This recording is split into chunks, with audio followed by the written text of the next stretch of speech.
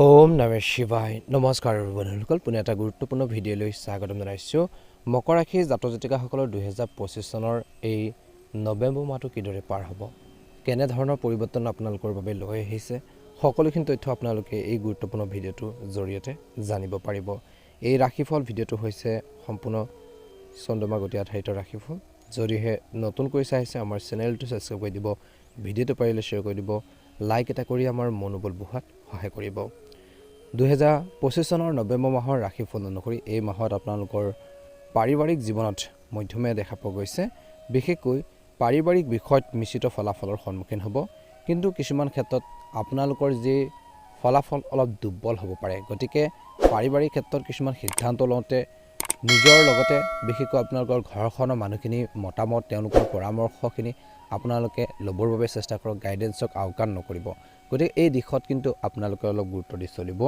লাগিব বুলি কৈছে যেহেতু দ্বিতীয় স্থানৰ অধিপতি শনি তৃতীয় স্থানত আছে যেটো অতি আপোনালোকৰ বাবে ভাল লক্ষণ বুলি কৈছে বৃহস্পতিও শনি গ্ৰহক আপোনালোকৰ দিশ লৈছে গতিকে শনি বৃহস্পতিৰ ৰাশিত আছে আৰু বৃহস্পতি নক্ষত্ৰ মণ্ডলতো থাকিব আৰু এই সকলোবোৰ সত্ৰ আপোনালোকৰ ভাল আৰু বুজাবুজি দেখুৱালে আপোনালোকৰ পাৰিবাৰিক জীৱনত যি ধৰণৰ সংঘাত যি ধৰণৰ আপোনালোকৰ ভুল বুজাবুজি সেইখিনি বিশেষকৈ নাইকিয়া হ'ব আপোনালোকৰ মাজত থকা যিখিনি ৰিলেশ্যন বা সম্পৰ্ক উন্নত হ'ব বুলি কৈছে পূৰ্বতকৈ গতিকে এইখিনি ক্ষেত্ৰত আপোনালোকে এটা ভাল অনুকূল ফলাফল ৰাখিবলৈ সক্ষম হ'ব এই মাহৰ দ্বিতীয় স্থানত বিশেষকৈ ৰাহুৰ উপস্থিতি মংগল গ্ৰহৰ দিশ আৰু কেতুৰ প্ৰভাৱ আদিয়ে পাৰিবাৰিক জীৱনত কিছু অলপ সমস্যাৰ সৃষ্টি কৰিব পাৰে এই মাহৰ মধ্যভাগৰ সময়খিনিত গতিকে অলপ ধ্যান ৰাখিব লাগিব কিছু সমস্যাৰ সৃষ্টি কৰিব পাৰে বুলি ইংগিত পোৱা গৈছে এই দুটা সত্ৰত বিবেচনা কৰিলে ফলাফল ইংগিতে দিয়ে যে পাৰিবাৰিক সম্পৰ্কত অগ্ৰাধিকাৰ দি বয়োজ্যেষ্ঠসকলৰ কথা শুনিলে ঘৰৰ জ্যেষ্ঠ লোকসকলৰ কথা বতৰা শুনিলে অনুকূল ফলাফল লাভ কৰিব গতিকে কিবা এটা কামত যদি আপোনালোকৰ সমস্যা হৈছে বেমেজালি হৈছে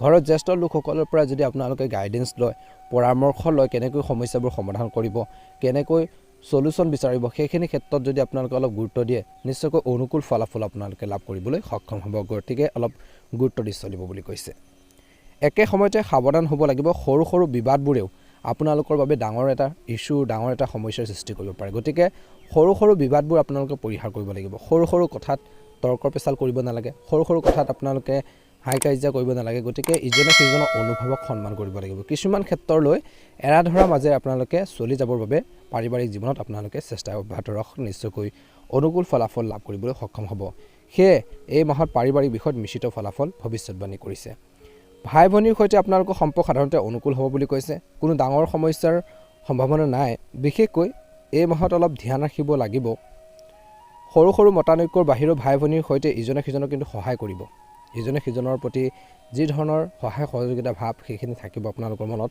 অনুকূল ফলাফল দেখিব বুলি কৈছে ঘৰুৱাৰ বিষয়ৰ সন্দৰ্ভত সাধাৰণতে ফলাফল ভাল হ'ব বুলি কৈছে চতুৰ্থ স্থানত শাসক মংগল গ্ৰহৰ শক্তিশালী অৱস্থানে ঘৰুৱাৰ জীৱনত সকলো আপোনালোকৰ অনুকূল হৈ থাকিব বুলি ইংগিত দিছে যদিও মাহৰ প্ৰথম ভাগত সূৰ্যৰ প্ৰভাৱে কিছু সৰু সৰু সমস্যাৰ এই মাহত আপোনালোকৰ বাবে সৃষ্টি কৰিব পাৰে বুলি কৈছে তথাপি আপুনি সেইবোৰ সহজে আপোনালোকে চম্ভালিব পাৰিব সেই সমস্যাখিনি আপোনালোকে চম্ভালি আগবাঢ়িব পাৰিব বুলি কৈছে অনুকূল ফলাফল আপোনালোকে দেখিবলৈ সক্ষম হ'ব বুলি কৈছে একে সময়তে এই সময়খিনিত ঘৰখনৰ লগত জড়িত কিছু ভাল বস্তু কিনিবলৈ আপোনালোকে খৰচ কৰিব খৰচ পাতিবোৰ আপোনালোকৰ বৃদ্ধি পাব বুলি কৈছে অৰ্থাৎ মাহটো পাৰিবাৰিক বিষয়ত মিশ্ৰিত হ'ব যদিও ভাই ভনীৰ সৈতে সম্পৰ্ক উন্নত অনুকূল ফলাফল আপোনালোকে আনিব পাৰিব আৰু ঘৰুৱা জীৱনত আপোনালোকৰ আগতকৈ অলপ যি আপোনালোকৰ যি বাতাবৰণটো সেইখিনি মাহৰ শেষৰ ধলৈ হ'লেও আপোনালোকৰ ঠিক হ'ব বুলি কৈছে পাৰিবাৰিক জীৱনৰ সুখ সমৃদ্ধি বৃদ্ধি পাব জীৱনসংগী কিন্তু অনুভৱক কিন্তু সন্মান কৰক তেওঁলোকৰ আবেগক কষ্ট নিদিব তেওঁলোকৰ অনুভৱবোৰ সন্মান কৰক তেওঁলোকৰ সুবিধা অসুবিধা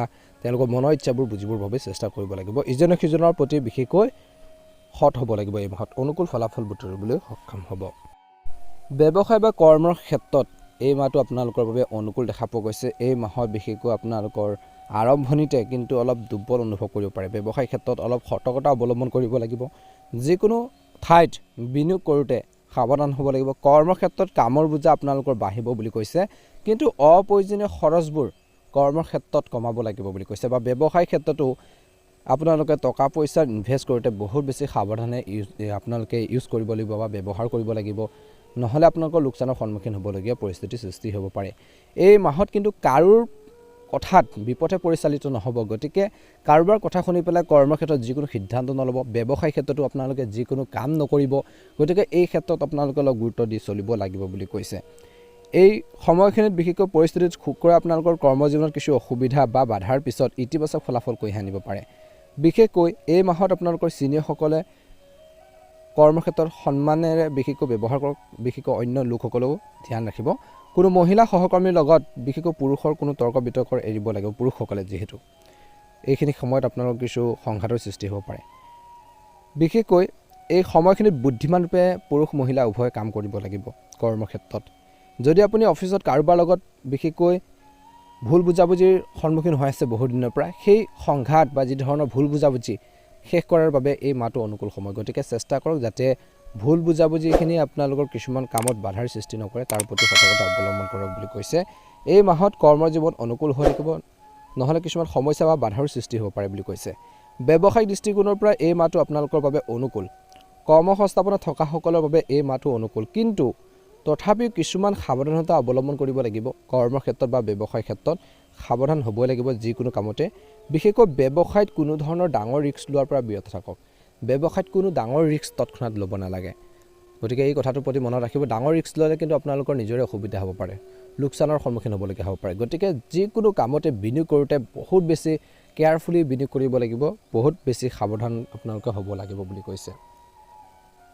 আপোনালোকৰ সামৰ্থ্যৰ বাহিৰত চুক্তি কৰাটো আপোনালোকে এৰিব লাগিব এই মাহত। কৰ্মক্ষেত্ৰত সহকৰ্মীসকলে বিশেষকৈ নিজৰ সহকৰ্মীসকলৰ সৈতে ভাল সম্পৰ্ক বজাই ৰাখক বুলি কৈছে। চেষ্টা কৰিব লাগিব।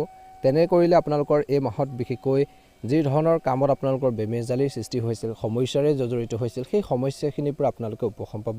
সেই সমস্যাখিনিৰ পৰা আপোনালোকে হাত সাৰি চলিব পাৰিব বুলি কৈছে। গতিকে কৰ্মৰ ক্ষেত্ৰত কিন্তু আপোনালোকে নিজৰ বুদ্ধিমত্তা, নিজৰ টেলেণ্টৰ ফলত আগবাঢ়িব লাগিব বুলি কৈছে।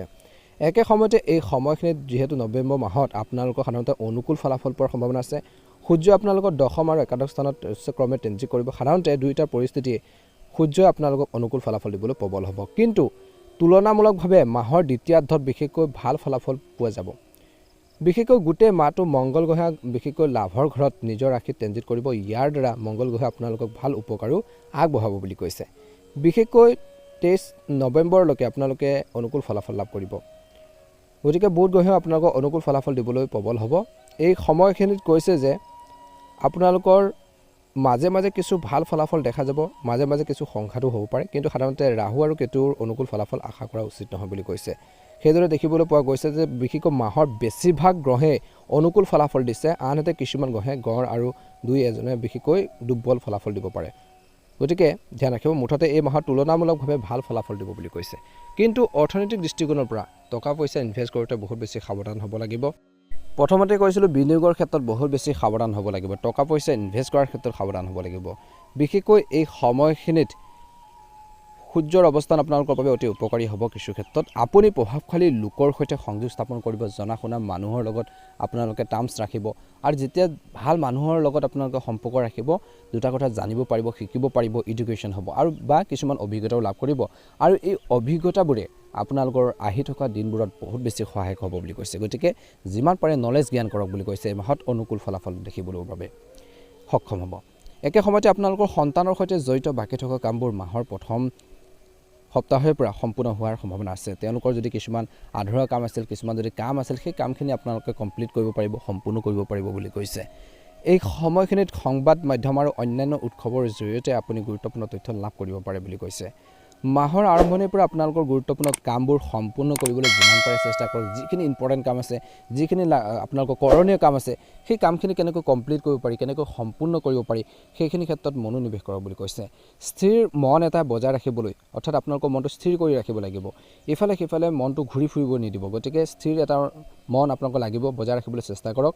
কেতিয়াবা কিন্তু এই মাহৰ আৰম্ভণি আৰু দ্বিতীয় ভাগৰ এই সময়খিনিত কিছু ইগ' আৰু অতিমাত্ৰা আত্মবিশ্বাসে আপোনাৰ বাবে অলপ অসুবিধাৰ সৃষ্টি কৰিব পাৰে।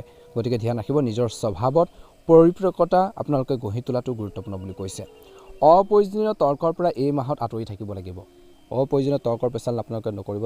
কাৰোবাৰ লগত তৰ্ক পেচাল কৰিলে আপোনালোকৰ সুনাম কমিব পাৰে, আপোনালোকৰ ইমেজত কিছু প্ৰভাৱ পৰিব পাৰে। গতিকে ধ্যান ৰাখিব লাগিব বুলি কৈছে। সময় অনুকূল ব্যৱসায়ৰ বাবেও এই সময়ত বিপণন আৰু প্ৰচাৰৰ ওপৰত অধিক গুৰুত্ব দিয়াটো প্ৰয়োজন আছে। যিমানে কঠোৰ পৰিশ্ৰম কৰিব আপোনালোকে এই মাহত সিমানেই অনুকূল ফলাফল বুটলিবলৈ বা ফলাফল লাভ বুটলিবলৈ সক্ষম হ'ব, যিটো ব্যৱসায়িক বিনিয়োগৰ বাবে সময় অনুকূল। সাৱধান হওক, কিয়নো আপোনালোকৰ কথাবোৰে এই মাহৰ দ্বিতীয় সপ্তাহৰ মাজভাগৰ পিছত আপোনালোকৰ বিপদত পেলাব পাৰে। গতিকে কথাবোৰ কওঁতে সাৱধান হওক, কাৰোবাক প্ৰতিশ্ৰুতি দিওঁতে বহুত বেছি সাৱধান হ'ব লাগিব। প্ৰতিশ্ৰুতি ৰক্ষা কৰিয়ে আপোনালোকে কাম কৰিব বা কথা দি আপোনালোকে কথা ৰাখিব পৰা কামখিনি একচেপ্ট কৰক বুলি কৈছে। চৰকাৰী চাকৰিৰ বাবে চেষ্টা কৰা সকলে হয়তো কিছু ভাল খবৰ পাব পাৰে বুলি কৈছে। একে সময়তে স্বামী স্ত্ৰীৰ মাজত কিছু পাৰ্থক্য থাকিব, কিন্তু সেইবোৰ সমাধানৰ বাবে আপুনি চেষ্টা কৰিব লাগিব। পৰিয়ালৰ সৈতে এটা উপভোগ্য ভ্ৰমণ সম্ভৱ। প্ৰেমৰ সম্পৰ্কত ইজনে অনুভৱ আৰু মৰ্যাদাৰ প্ৰতি সচেতন হওক বুলি কৈছে। স্বাস্থ্যৰ দৃষ্টিকোণৰ পৰা এই গোটেই মাহটোত বিশেষকৈ কাহ চৰ্দিৰ দৰে সমস্যাবোৰ স্থায়ী হৈ থাকিব পাৰে। ৰোগ প্ৰতিৰোধ ক্ষমতা আপোনালোকে শক্তিশালী কৰি ৰাখিবলৈ অনুশাসিত ৰুটিন আপোনালোকে বজাই ৰাখক বুলি কৈছে। এই মাহত অনুকূল ফলাফল দেখিবলৈ সক্ষম হ'ব। বিশেষকৈ এচিডিটিৰ পৰা, গেছৰ পৰা সকাহ পাবলৈ গধুৰ খাদ্য খোৱাৰ পৰা বিৰত থাকক। লঘু আৰু সহজে হজম হোৱা খাদ্য খাওক বুলি কৈছে। অনুকূল ফলাফল দেখিবলৈ আপোনালোকে সক্ষম হ'ব। প্ৰতিকাৰ স্বৰূপে এই মাহত বিশেষকৈ আপোনালোকে সূৰ্য উদয় হোৱাৰ আগতে সাৰ পাই গা ধুই বিশেষকৈ কুমকুম মিহলাই পানীত বিশেষকৈ সূৰ্য দেৱতাক অৰ্পণ কৰক বুলি কৈছে। অনুকূল ফলাফল লাভ কৰিবলৈ সক্ষম হ'ব বুলি কৈছে। বিশেষকৈ গুৰু সদৃশ ব্যক্তিৰ প্ৰতি আপোনালোকে এই মাহত শ্ৰদ্ধা ৰাখিব, অনুকূল ফলাফল লাভ কৰিব।